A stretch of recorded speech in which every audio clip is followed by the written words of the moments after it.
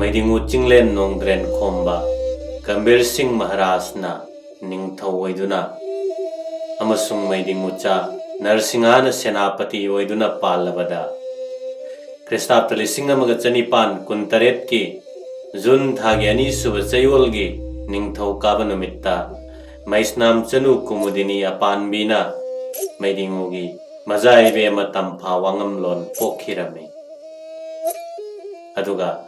Hairiba Panbi Asina Kristaptali Singamaga Chanipan Kuntrada Maharani Langmai Them Chanu Nonga Khiduna Maharani Wairabada Kristaptali Singamaga Chanipan Kuntrani Thoigi November gi Aroiba Chayon gi Lebak Pokpa Taban Numitta Mazaibungo Sanahal Pokhi Mazaibungo si Maidingu Asina Masagi Chahi Yamna Laisillaba Matungda Pokpanina Yamna Nungsina Tauzei Amasung Maidingu Sina Thukraga Mazaibungo Sina Maitei Ningthou Oiba Phanglaroidra Haina Yamna Pakhatjarami Maramasina Maidingu Asina Mazaibungo Gidamakta Captain Grant Tamasung Lieutenant Pemberton Phawbada Wasat Wanom Taurami Hainei Maidingu Chinglen Nongdren Khomana Chahi Mapanlom Ningthou Oiduna Palaklabada Kristaptali Singamaga Chanipan Kuntrahumdoigi December Thada Marup Saba British Singna Maitei Kabo Tampakpo Maitei Ningthou Khanghalamdana Awasing the Pithokhibagi Pawasi Kristaptali Singamaga Chanipan Kuntra Marigi January Tarik Taret Lebak Pokpa Numitta Maidinguna Tabadagi Maidingugi Sana Haksang Wakanda Mipai Thabaiba Amasung Akhang Athupki Ipomna Safu Kanna Purakpadagi Haksangi Kayat Sing Pumba Pangtharaktuna Sana Haksang Sontharami Mayam Sangduna Laikanaba Ngamdana Sana Phamlenda Utup Tabagum Taduna Leirami Madairem Akhang Ahi Amaiba Singna Laina Layong Chamam Nabana Ibudau Pakhang Bahrau Rubada Laing Thogi Pizi Pina Net Lurabra Lamlan Lamthat Lurabra Haibana Chingbagi Chingnabana Mabudau Irat Thongni Tauzakhi Manawibungo Senapati Narasinghana Thawoina Ana Phamsenna Duna Leirame Asumna Pungani Ahumlom Anabagi Lairi Thiduna Laikannabada Maidingu si Nungsa Kharadi Hondoraktuna Anabagi Maisaktu Khara Nemtharaklame Wakanda Panba Lainanina Hakchangdadi Karisu Soktabagum Taurame Aduga Pukningda Phawriba Maitei Kabo Tampak Mangjabagi Wafam Madudi Madairem Singda Tambirakhi Asumna Nong Maduma Khanghodana Hokre Amasung Ahing Chuppadudi Mitki Kakla Matawisin Mangamlamde Maidingu Masamakasina Aibo Nahan Makhigi Anabaga Manade Punsi Pikham Nagadauribra Haina Chingnarame Mathangi Numit January Tarik Nipana Sida Maidingu Madaire Mathoba Pumnamak Koina Tinduna Phamsenari Sana Haksang Sukhara Hangale Walan Ningthina Ngangba Yabagi Mawongda Lakle Aduga Miyam Tilli Badugi Marakta Sri Bhagavat Gita Patha Tauhanduna Sri Jutna Layeng Hidak Chabagum Tarame Bhagavat Gita Taba Loiraba Matung Aduda Brahman Vaishnava Pumnamakta Dan Dakhina Kacharaga Matungda Mazaibungo Sanahalgi Wakhan Ningsinglakle Amasung Mazaibungo Sananakta Kausinduna Mityeng Tare Aduga Manawibungo Senapati Narasingha Kausilaga Machin Manaw Wafam Kharangang Narami January Tarik Nipan Serjut Sana Haksang Sonthabagi Phamsen Nariba Khudingmakna Ana Layong Khara Handorakpagum Urame Serjutsu Sandhyagi Matam Adudadi Khara Pothabagum Taurame Leiriba Miyoi Sing Adusu Amaga Onsinnaduna Ngaihak Awa Pothanai Matamgi Khongchatti Lepte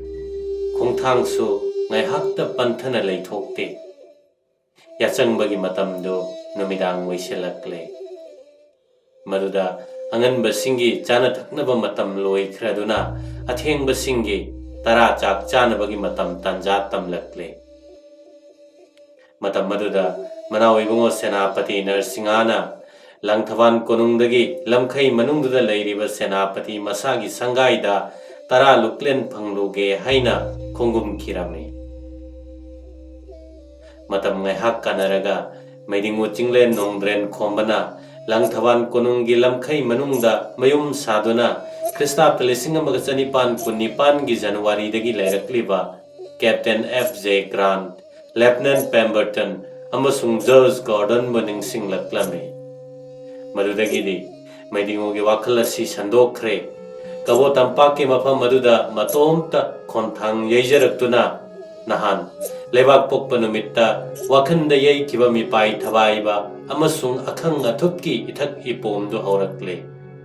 sor puina holaga hakchang du ipa pakhalakle phamsiannariba maibana layong ama horakle haiduna karina thogal tawgadage khanduna mayamda pau piraklame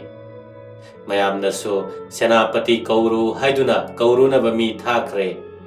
matamasida maidingu gi layong si mawong ama muk hongduna layai yeibagi nungsit nonghom phanglakle mayam pakhatna duna leiringeida senapati Narasinha thunglare senapati na maibasingi mafamda mana hijaba mahai sijinaduna maidingu gyana laikannanaba hairamme adubo amaibasing aduna makhoigi pambai leijadre haiba ingit ulamme asumna maidingu gi kabo tampak mangjabagi wakhandagi nungaitaba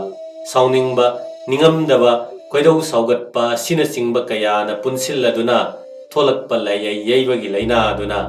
January gi tang nipan numidang gi pung tara taba matam adwaida laikan naba ngambra yengnaba laknarakpa ngamlaktaduna numittu gi ahing nongyai pung ahumlom tabada layeng khut tharaga nongalaga pung mangaga minute nifu mangagi matam adwaida sana hakchang puthok khirame maidinguna nonga khibasida konung manunggi mipum tingna kapna launa duna kanana kari tawribagi khangna yengnadana matam hauki maidingu sana hakchang konunggi sangai sumangda thangdoklaga kasa pautaklaga mathau mangam tawnaba thaurang irang tawduna khangenduna leiri matam asi yoraklabada poirei meitai lebak yangam mathau punamak ngarangdagi leknaba yaw ngasi nongalabada karaknaba yaw Langthavan Konunggi sangai sumangda punna suna tille maidinguna nonga khrabasida Ningthou nonga khibagi chatlam lutin pumnamak puthoktuna khanarakle maitai poirei Ningthou Phambal de hangna thamba yaba Phambal natte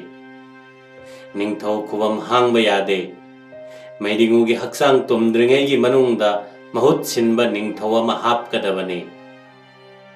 matamsida lebak yangam mathau singna maidingu gambir singi mahut sinba Ningthou oigadaba misak khanbagi matangda thamlaklame hariba maidingu gambir sing nongabagi matamda poirei maitrabak ki lebak pubangam basingna maitai Ningthou oinaba khwaidagi ihan hanba khankiba misaksi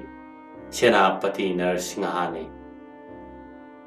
aduga British masa singna Manipur gi Ningthou sinaba regent hapana singbada pangkhanda khanabibagi wafam leiriba si British masa singa sina ikai khangmandabadagine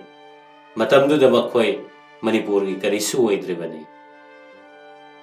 Manipur gi angam mathau singna senapati Narasinha bu Ningthou Phambal kabiro haina haijaba matam masida mahakna yaduna Ningthou oiramlabade Maisnam Kumudinina mahakpo hatna naba lautunabagi khujil thorang puthoktuna mantri mayumgi Navin bu thangna yanhankhiba singamlamloi adubu matamdugi senapati Narasinha di kathokpagi murti ni masagi oijaba thadokpa amasung Ningthou khubam yokhat pibagi yotki yumbigi saktamni amasung senapati Narasinha na mabu sembirakpa mabungobu kaudana amasung sembi sabirakpabu ikai khumnabadu manghandana mayamung ibungo maidingo gambir singi majai bungo Chandrakriti bu Ningthou Phambal mahakkini mahaktana phamgadabani haina angam mathausinda paukhum khribani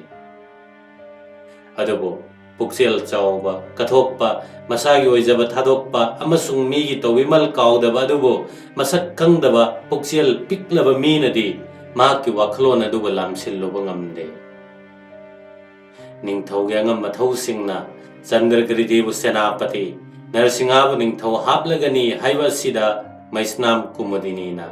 Narasingha senapati na hairibado Ningthou hapke haiba natte mabu hatke haibani mapa sikhre magi kanasu leitre amasung mahakpu halaga Ningthou singha sandayet papirakadaba ama lawthokke haina khuzil thorang torokpani haina lawduna chahi ani khakta ngairiba Chandrakritida fatta lawsing tambiduna mi khangandana lona manayama thaduna mahakki mapam maisnam sagegi mayum chinga makhada thaiduna thamkirame aduga angam mathausingdana Chandrakriti leite kanagumma kharana phaduna puraga lochin khre haina amuksu lawnam tawduna namthak tawri lebakya angam mathausing adu maisnam kumudini dagi makha taba afaba thabakki mahi phangani haiba thajadaduna konung manungdagi thoraklaga maidingu cha Chandrakriti losinkhre konung manungda leitre amasung makhoina phangba ngamdre haiba paudu tamlame hairiba thodokasi maidingu gambir singna langthaban konunggi ningthem sangai gi sumangda khangenduna leiringai Krishnapta 1953 gi January gi tarik 8 gi ayukki matamda thoklibani angam mathausingna Chandrakriti thiba phangdre haiba wafam se tabada Narasingha senapati saubana mai hokre Chandrakriti bulotliba mahakna Ningthou oigedaba si kaihange haiduna thorang tawriba misak adu kanano masak khangau mahaktugi sagai phauba tumna hatkani wasakpa amasung masa manai sing thaduna thihanbagi thorang silaklaba sida aronba thabakta hinaba miyoi sing adu khangba yakhidre maramde makhoina senapati Narasinghagi amuktang bu haikhrabadi soidana pangthokpagi achetpa pukchel leibanina kumudini mapamda mi tantha thaduna mahakna loliba Chandrakriti bu lauhaluraga langthaban konung manungda leimakada pusil halami aduga kari tawjadabi lanjadabi saduna masanupado moirang Ningthou lerik khomba kauba mabu pamhanduna mayam mamangda puthokhalakhi Chandrakriti bu puthoraktuna masak uwamaktada senapati Narasingha asawba nemthakhirame mahakna angang oiriba maidingu cha Chandrakriti bu lauduna kudakta Ningthou Phambal thangatnabagi yathang piduna angam mathau punamak aduda thaurang sinlang halame asumna senapati Narasinghana makutta taraba lebak miyamnasu mahakna Ningthou oibada yanaraba adu phaubadasu mahakki kathokpagi thamoi masagi oijaba thadokpagi pukchel amasung towimal khangbagi pukning wakhalladuna mahakki mabungo mayambung maidingu gambir singhagi aningba thungannaba mayambung asigi mazai bungo chahi ani khakta ngairiba Chandrakriti bu Ningthou Phambal thangalaga mahakna machadugidamak lebak ngaktuna mahakki thamoi penthokna leikhirame